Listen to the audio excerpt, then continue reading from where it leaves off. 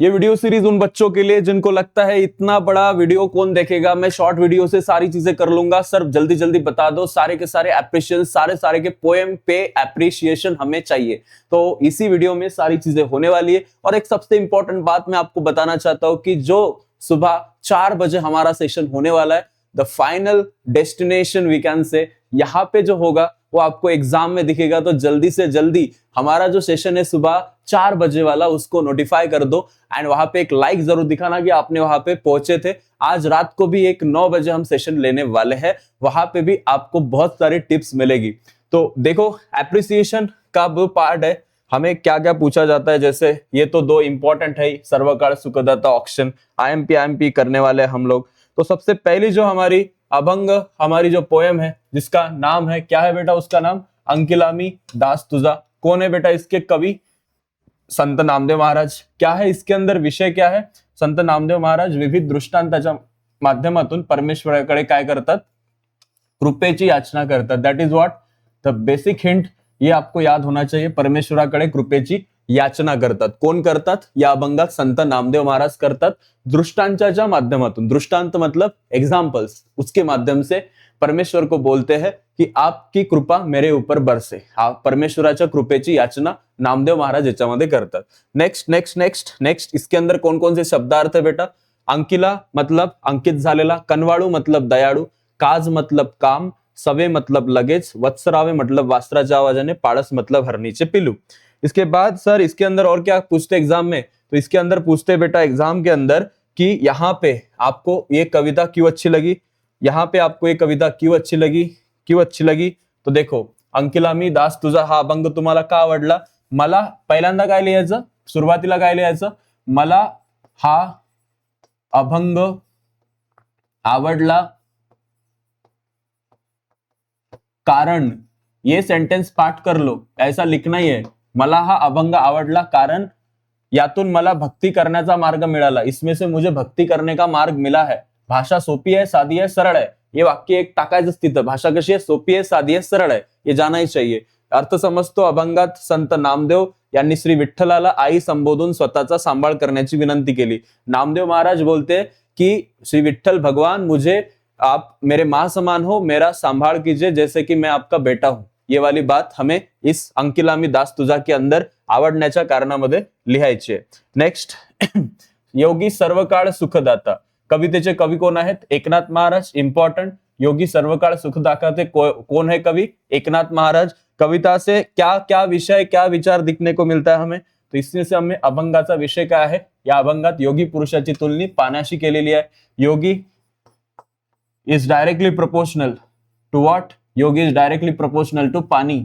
ठीक है, तो समझ जाओ अब, ठीक है, इतना नहीं हो सकता, ये बहुत बहुत बढ़िया शॉर्टकट है।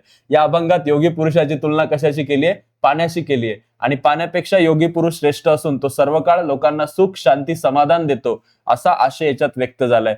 पानी से भी क्या है, योगी श्रेष्ठ है। पानी से भी कौन है श्रेष्ठ, पानी से भी श्रेष्ठ कौन है, योगी है। और वो सबको क्या देता है, सुख देता है, समाधान देता है, और क्या देता है, शांति। ठीक है, शांति और सभी ये जो मार्ग है ये हमें कौन बताता है, योगी बताता है। ठीक है, यहाँ पे कोई शब्द है, जेवी मतलब जा प्रमाणे, चकोर मतलब एक पक्षी है, पंखोवा मतलब पक्षिणीचे पंख, जीवन मतलब पानी, और शाळने मतलब धुने। इसके अंदर जीवन का मतलब पानी होता है, बाकी की जगह पे जीवन का मतलब लाइफ होता है, जिंदगी। यहाँ पे देखो ये आपको क्यों पसंद है, योगी सर्वकाळ सुखदाता, ये आपको क्यों पसंद है, क्यों पसंद है। संतवाणीची भाषा सोपी सरळ साधी आहे, मला ही कविता आवडते कारण यातली भाषा कशी आहे, सोपी है, साधी है, सरळ है। उसके बाद एकनाथ महाराज योगी पुरुष और पानी की यहाँ पे क्या करते हैं, तुलना करते हैं। यहाँ पे या ठिकाणी योगी पुरुष आणि पाण्याची तुलना कोण करतात, एकनाथ महाराज करतात। त्यातून आपल्याला समजतं की योगी पुरुष पाण्यापेक्षाही श्रेष्ठ आहे, आणि यातून मला हा संदेश समजतो, दैट्स इट, 2 मार्क का ही है वो। ठीक है, उसके बाद क्या है, ऑक्शन। ऑक्शन के कवि कौन है, कवित्री है यहाँ पे, उनका नाम है इंदिरा संत। और यहाँ पे इसके अंदर उन्होंने क्या बोला है, देश के सैनिकों के बारे में। उसका विषय क्या है, देशाच्या प्राणपणाने रक्षण करणाऱ्या सीमेवरील जवानांविषयी कृतज्ञता व्यक्त करणारी ही कविता है। इतना भी लिखा, पूरे मार्क्स मिलते हैं। देशाच्या प्राणपणाने रक्षण करणाऱ्या सीमेवरील जवानांविषयी, सीमेवरील सैनिकांविषयी कृतज्ञता, त्यांचे आभार मानण्यासाठी ही कविता लिहिलेली आहे. यातून आपल्याला कोणती ही कविता का आवडते? आपल्याला ही कविता मला आवडते, ही कविता मला आवडते, ही कविता मला आवडते, ही कविता मला आवडते कारण देशाच्या सीमेवर जागरूकपणे पहारा देणाऱ्या, प्रसंगी जीवाची बाजी लावणाऱ्या सैनिकांप्रती यामध्ये काय व्यक्त केली आहे? कृतज्ञता करणारी ही कविता आहे. देशाच्या सीमेवरती पहारा देऊन जीवन प्रसंगी जीवाची बाजी लावणाऱ्या सैनिकांप्रती या कवितेतून काय होतं निर्माण? एक कृतज्ञता व्यक्त केलेली आहे. सैनिक देशाचं रक्षण करतो, अशा सैनिकाला जनता काय उपकार देऊ शकते? ते फक्त त्याचे वेळी निमित्त त्याचे ऑक्शन करू शकते.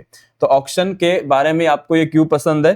देश के सैनिक जो पहारा देते हमारे सीमा के ऊपर, सैनिक जे आपल्या देशाच्या सीमेवरती पहारा देतात, आपल्या जीवाची बाजी लावतात, यांच्याप्रती जो कृतज्ञता भाव आहे तो मला या कवितेतून आवडलाय. कवितेची भाषा कशी आहे बेटा? कवितेची भाषा साधी आहे, सोपी आहे, सरळ आहे. त्यानंतर रंग मजेचे रंग उद्याचे, कोण आहे बेटा इसकी लेखिका? अंजली कुलकर्णी. कवितेचा रचना प्रकार गीत रचना वगैरह वगैरह, वो हमारा विचार देखना है हमें. कविते का विषय क्या है? रंग मजेचे रंग उद्याचे. या कवितेत कवयित्रीनं संगणक युगातही निसर्गाची बोलत जपणूक झाली हे सोप्या शब्दात सांगितलंय. संगणक युगातही कशाची? निसर्गाची बोलत जपणूक झाली पाहिजे. कितना भी कॉम्प्यूटराइज हो जाए, कितना भी टेक्नोलॉजी आगे जाए, लेकिन नेचर को हमेशा बचाना चाहिए. इस ग्लोबलायझेशन के एज में, या जागतिकीकरणाच्या युगात पर्यावरणाची जोपासना केल्यास निसर्ग सौंदर्याचा आविष्कार होतो. हमें क्या करना चाहिए? पर्यावरण को प्रोटेक्ट करना चाहिए, पर्यावरणाची जोपासना केली पाहिजे. क्यों आपको अच्छी लगती है कविता? क्यों पसंद है आपको ये कविता? ठीक आहे, तर ही कविता मला आवडते कारण कवितेची भाषा साधी, सरळ, सोपी तर आहेच, पण यंत्राच्या संगणकाच्या युगामध्ये निसर्ग महिमा सांगणारी ही कविता मला खूपच आवडली. यंत्राच्या संगणकाच्या म्हणजे कॉम्प्युटरच्या टेक्नॉलॉजीच्या युगामध्ये निसर्गाची महिमा सांगणारी ही कविता मला खूप आवडली, असं तुम्ही याच्यात सांगू शकता. देन इसके बाद क्या है? रंग मजेचे रंग उद्याचे नंतर ये है 2 दिवस. सबसे इंपॉर्टंट IMP पोयम कोणाची आहे? नारायण सुर्वे यांची आहे. मैंने बताया था आपको, दिवस निकलता है, कौन निकलता है? सूरज निकलता है, सुर्वे, नारायण सुर्वे. 2 दिवस. कवितेचा रचना प्रकार मुक्तछंद, सॉर्टेड आहे. विषय कसा आहे? दारिद्र्यात कवितेचं जीवन, सोसलेलं दुःख आणि त्यांच्याशी केलेला संघर्ष, अशा सत्य परिस्थितीचे चित्रण, कष्टकऱ्यांच्या जीवनच्या वास्तव, कामगाराच्या आयुष्यातील वास्तव या कवितेच्या याच्यात विषय दिलेला आहे. कवितेच्या मध्ये काय दिलंय? कामगारांच्या आयुष्यातील वास्तव, दुःख, दारिद्र्यात सोसलेलं दुःख, जीवन कसं असतं, संघर्ष कसा असतो, कष्ट कसे असतात, हे सगळं यात दिलेलं आहे. त्यानंतर अजून काय दिलंय? कवितेतून व्यक्त होणारा स्थायी भाव कोणता आहे? करुण रस आहे, दुःख आहे, शोक आहे. यातून दुःख, शोक दिसतो. ही कविता तुम्हाला का आवडते बेटा? कवितेची भाषा कशी आहे? साधी आहे, सोपी आहे, सरळ आहे आणि सोबतच प्रस्तुत कवितेमध्ये नारायण सुर्वे जीवनाचं सत्य मांडतात आणि हे भीषण सत्य, जीवन सत्य मांडताना दुःख पचून जगण्याची शिकवण त्यातून मिळते. तसेच साधी सोपी रचना आहे, बोली भाषेची जवळीक साधणारी कविता आहे, म्हणून ही कविता मला आवडते. नेक्स्ट याच्यामध्ये पुढची कविता हिरवगार झाडासारखं कोणाची आहे? George Lopes. Okay, George Lopes याचे कवी आहे हिरवगार झाडासारखंचे. याच्यामध्ये विषय काय आहे कवितेचा? मानवाचं जीवन हे झाडासारखं परोपकारी आहे. झाड जसं सगळं देतो निस्वार्थपणे, फळ, फूल, सावली, सगळ्या गोष्टी देतो, लाकूड, तर झाड जसं परोपकारी असतं, हिरवगार असतं, प्रसन्न असतं, माणसाने आपलं आयुष्य झाडासारखं जगलं पाहिजे असं या कवितेतून मांडलंय.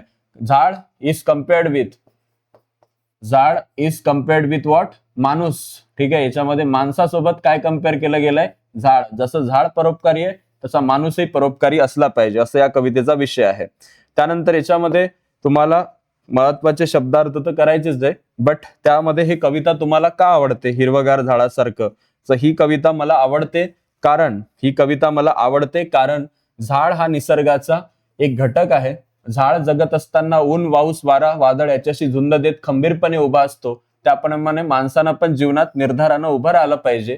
झाडाची परोपकारी वृत्ती, अविचल वृत्ती, दानशूरता, आनंदी वृत्ती हे माणसानं पण समजून घेतली पाहिजे. कवितेची भाषा साधी आहे, सोपी आहे, सरळ आहे आणि त्यामुळे मला ही कविता आवडते. त्यानंतर स्वप्न करू साकार किसका आहे बेटा? किशोर पाठक याचे कवी आहेत आणि याच्यामध्ये विषय आहे, या कवितेत कवीनं देशाचं भविष्य उज्ज्वल कसं करता येईल हा विषय मांडलाय, देशाचं भविष्य उज्ज्वल कसं करता येईल हा विषय मांडलाय, कृषी संस्कृती, श्रमप्रतिष्ठा, एकतेचं सामर्थ्य याचे महत्व या स्वप्न करू साकारमध्ये आपल्याला दिलेले आहेत. सोबतच कवितेतून काय व्यक्त होतो, वीर रस, उत्साह व्यक्त होतो. कृषी संस्कृती, श्रमप्रतिष्ठा, एकजुटीचं सामर्थ्य आपल्याला माहिती होतं. ही कविता मला आवडते कारण या कवितेत नवीन युगाचं स्वप्न साकार करण्यासाठी श्रमाबरोबर एकात्मताही असेल, आपल्या देशाचं भविष्य उज्ज्वल होईल, आपली स्वप्न साकार होतील असं कवीनं मांडलंय. आणि एकतेचं तसेच श्रमाचं, श्रम म्हणजे मेहनत आणि एकात्मता म्हणजे एकता, या गोष्टीचं इथं वर्णन केलंय. कवितेची भाषा साधी आहे, सोपी आहे, सरळ आहे आणि आत्मसन्मान वाढवणारी आहे. देशासाठी काही करण्याची उम्मीद जागवणारी भाषा आहे. तर स्वप्न करू साकार याचं जर तुम्हाला आवडण्याचं काही कारण विचारलं तर ते तुम्ही इझिली इथं लिहू शकता. Thank you so much. Your appreciation is done in very few minutes. आता तो टाइम मला माहित नाही, तो दुरून दिसणार नाही, but I want to invite you for the biggest final destination game before your examination at 4 AM in the morning session. On what sir? कब है ये सेशन? ये सेशन है हमारा 23rd ऑफ द फेब को, सुबह सुबह पेपर के पहले आप आ जाना यहाँ पे. आप इन्वाइटेड हो सभी के सभी. और आज रात 9 बजे एक बहुत ही स्पेशल सेशन होने वाला है जिसमें भी आपको बहुत सी हिंट्स देने मिलेगी निबंध के बारे में, पत्र के बारे में. तो उसमें भी आप आ जाना. मिलते हैं.